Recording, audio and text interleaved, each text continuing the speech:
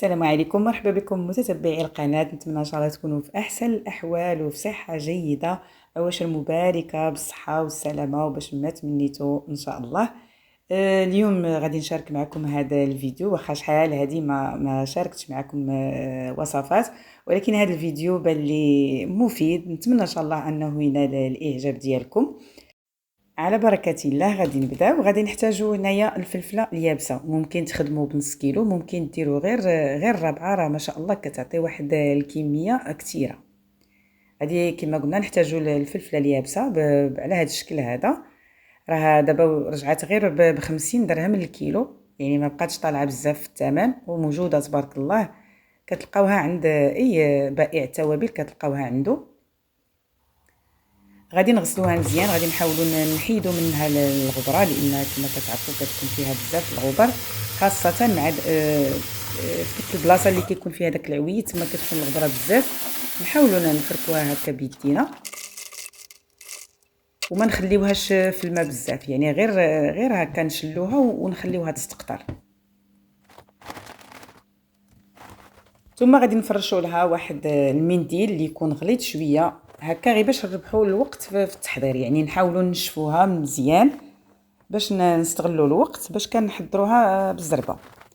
نشفوها مزيان كما قلت لكم صافي. وغادي نجيبوا واحد الصنيل اللي غادي يدخل الفران، غادي نفرشوا له ورق المطبخ. ضروري نديروا ورق المطبخ لان هاد الفلفله راه دغيا كتشد فيها الحراره.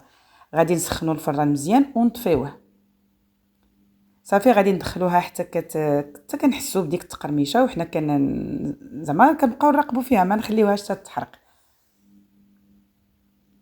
غادي نقيها من الزريعه.